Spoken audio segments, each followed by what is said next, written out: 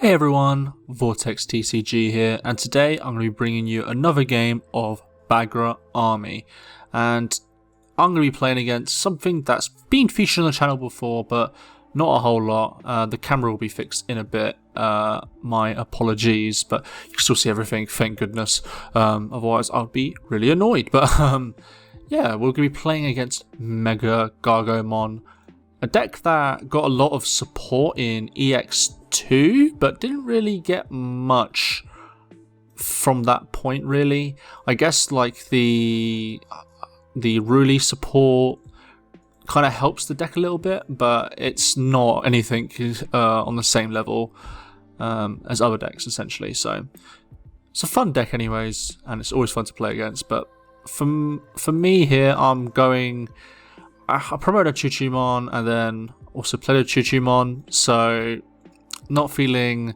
great about the situation because essentially I do want to get my tamer.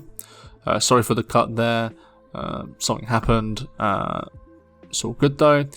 And I'm just trying to find the tamer here, and I still got a swing at security to at least try and get some pressure going instead of just like waiting all this time, but I can't really do that much, unfortunately. So on the Digimon search, I don't get what I need as well, and this is just one of the big problems of playing Bagra Army, because essentially you always have yourself in these situations where if you don't find the tamer, your deck just essentially becomes a dead deck. It becomes like a rush deck.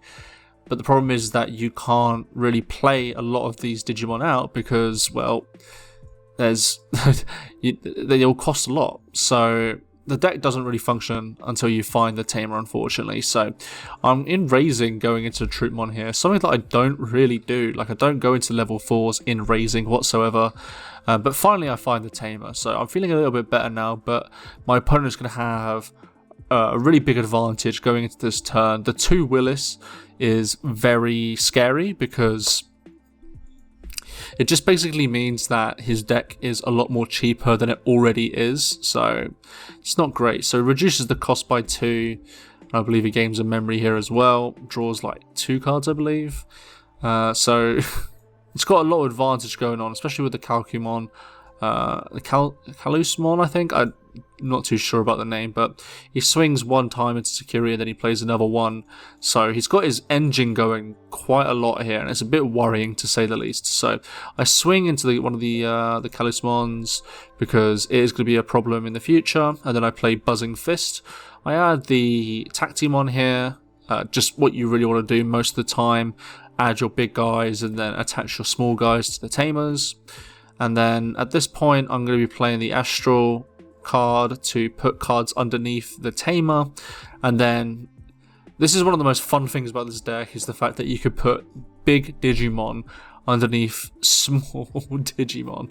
They still obviously get the inheritable, so the removal isn't that great, but it's a surprisingly effective piece of removal, especially in this situation where I believe the Calcumon cannot attack whatsoever. So it's almost just like a sitting duck in a weird way. So happy about that for sure. So he then plays a Gargomon, and then I use my effect here to detach one to gain a memory, and then I gain a memory from the Chikurimon, so he goes to 0. So big advantage going into for me, because essentially now his turn is limited a lot. So he goes into the Gargomon in raising there to pass his turn. So we go to the Chikurimon in raising, and I'm just checking my trash because I feel like at this point I do need to make more of a move here. I swing with the Troopmon, and unfortunately it does die.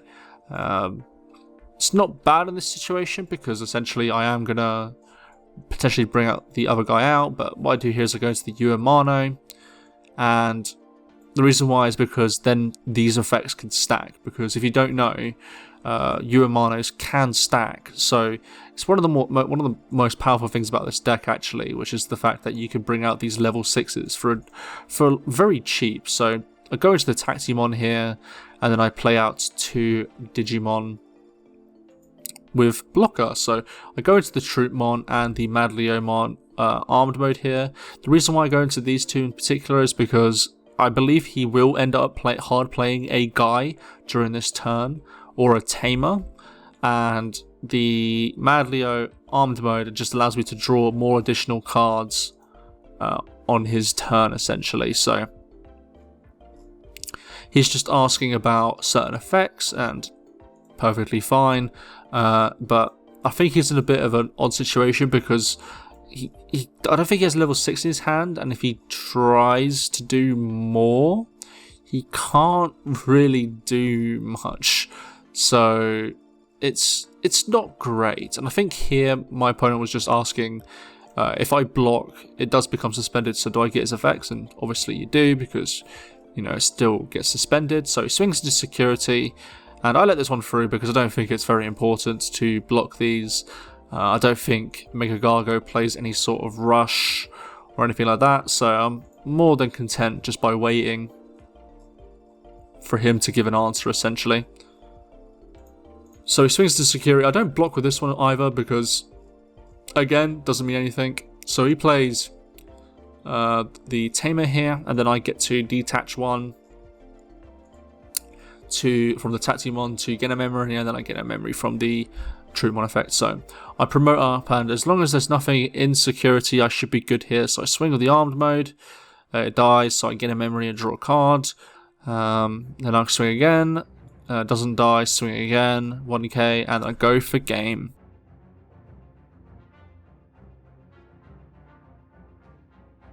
We then get onto game 2, and my opponent gets to start off first, and he goes to the Gargomon in raising and ends his turn. So I go into the Choo-Choo-Mon here, and again, I don't think I have the Tamer in hand, so I feel like I'm going to be struggling a lot. So what I do here is I go into the Madleomon to pass him to 1, because I know he can't really do anything at that point. So he goes into the Calciumon again, and he passes turn, so I promote the Choo-Choo-Mon, and at this point I've got to really start digging for the Tamer, essentially. So what I do here is I go into the Buzzing Fist just to cycle through my deck, add the Bagramon, and then trash the rest, because I need to find the Tamer a lot here, so it's very important for me for sure. So he just plays another one of these guys, and I know what's happening here because he's going to get so much advantage from this. So I play a Soundbirdmon, then play the Chikurimon to blow up, and I do not find the Tamer here again. But the good thing here is that I'm actually getting a lot of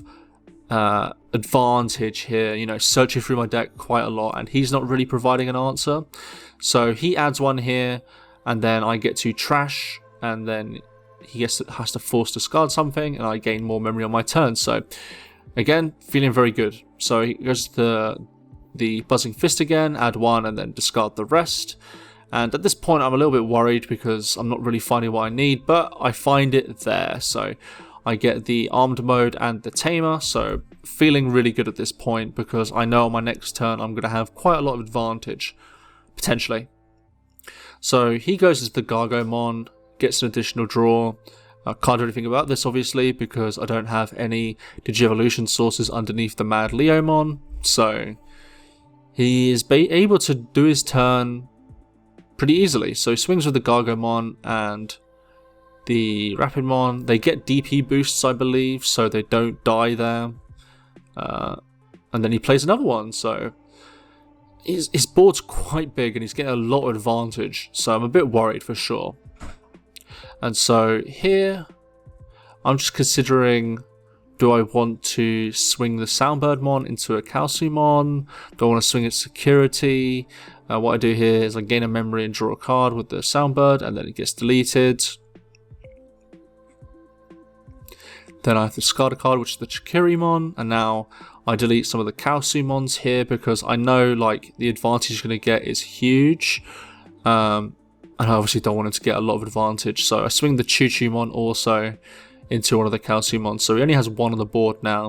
And then I force Digivolve into the Bagramon here, giving him 7, and then I get to put one underneath the Calciumon. So again, similar to the first game, obviously not the MegaGargo, but I'm able to, as I put one underneath a Digievolution, I'm able to trash a source and gain an additional memory. So he starts the turn with 6 instead. So I'm feeling a lot more confident in this turn for sure. The Bagramon is just like so oppressive at times because obviously if you have Digimon out already, you want to keep on going into those, and unfortunately it's really tough to do that because it's going to gain me memory a lot. So he goes into the Rapidmon here, and there's a bit of confusion here for sure, but essentially I was supposed what ended up happening is we missed a mandatory trigger on the Rapidmon here because everything was going very quickly. So we missed a mandatory trigger. So we wanted to rewind the game essentially, and so he digivolves into the 2. He gets deleted. I gain a memory, and then he shouldn't have been able to attack because I could get rid of a source from Bagramon to trash the top card of security, and then he wouldn't be able to attack essentially. So we're just sorting this out now. Again, it's one of those things where it's like it's so random that you can't. It's so hard to, like, you don't get this example much in Digimon at all because you don't really have much interaction on your opponent's turn at all. So it's just one of those things where, you know, it happens. So I swing into security here. It's a Willis, something that I really don't want to see here because it could be quite threatening to say the least. And here I just got to figure out how am I going to control the field here, because essentially I don't want to give him a lot of resources, but what I do here is I put a bit of pressure on him because what I want to do here is that I know only 3 guys can attack. I know he doesn't have rush in his deck or anything like that, so I'm pretty much praying that if he was to promote, he gains a memory, I get a memory, which I do. Yep, so I gain a memory, then he lose 3 memory. So very important. And then just trying to figure out, you know, like, what is the right play from this point onwards for the opponent anyways, because he's very limited on what he can do. So he reduces the cost here and then gets rid of, well, I get rid of a source to gain a memory. I don't get obviously the trash, but you know, it is what it is. Swings of all the stuff, but unfortunately he has to pass the turn and I win the game.